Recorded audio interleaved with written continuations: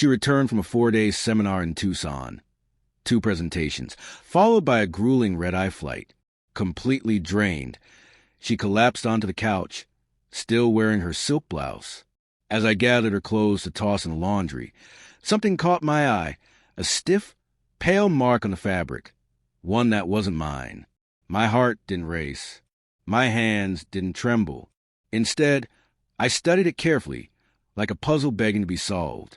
I carefully folded the blouse into a plastic bag and drove an hour to a discreet lab. Paid in cash, gave no name, left no trail. A week later, the test results came back. Advanced syphilis. Deadly if left untreated.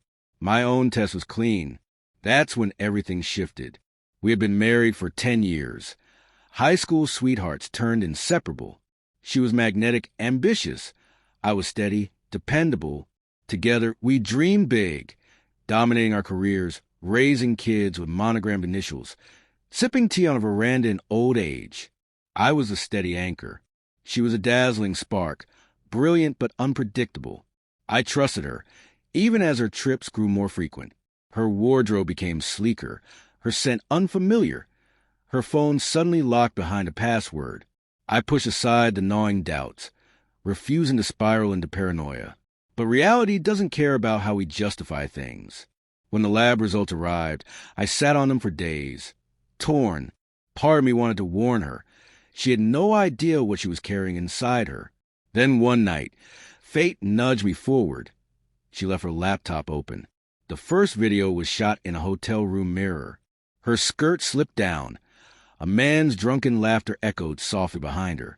She was smiling, lost in the moment. 6 clips in total. Different hotel rooms, the same man, the same pattern. In the last one, she glanced at the camera and said, "He thinks I'm at a client meeting." Poor fool. I froze on her smirking face and realized she had already written the final chapter of our story. I chose to act, slowly, silently. First, I met with a low-profile lawyer and explained I needed to separate our finances. Not a divorce, just preparation. I moved funds into a secret trust, opened accounts only in my name, shifted half of everything we owned. Then, I hired a former intelligence specialist to clone her phone. Every message, meeting, location, lie, and excuse flowed directly to me. Lastly, I updated our life insurance policy, increasing the payout and naming myself the sole beneficiary. I wasn't the villain here. She was.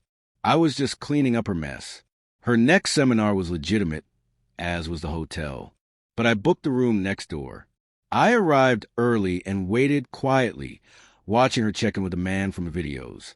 They laughed in the hallway. She nuzzled his jaw like 2 teenagers sneaking around. I recorded everything.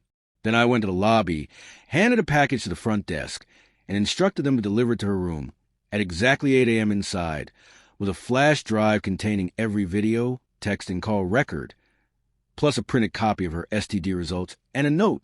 "You'll die, but not from this, from who you've become." I was on a plane home before she even opened it. She called 42 times, left 15 voicemails. I didn't answer. Then her sister called. She was in the hospital after an overdose attempt, barely stabilized.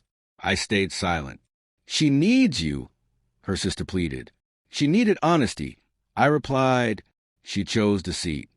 I ended the call. The fallout was swift and brutal. Her affair leaked. Her firm fired her. The man was a high-ranking financial officer at a major client company. His wife filed for divorce, naming my wife in the scandal. Legal articles branded her the convention seductress.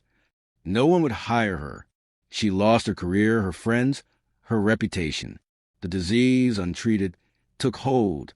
I made sure her doctor knew the truth, but it was too late to reverse the damage. Hair falling out, fading eyesight, constant pain. 2 years later, she lives alone in a tiny apartment near the county line. She works part-time remotely, isolated and diminished, a shadow of her former self. I pass by her building sometimes, never stopping, just watching the closing act of drama I didn't write, but ensured reached its just conclusion. Do I feel regret? No. She didn't simply betray me. She gambled with my life, lied straight to my face, mocked me behind closed doors. I gave her everything. She handed me a death sentence disguised as temptation. She carved her own path to ruin.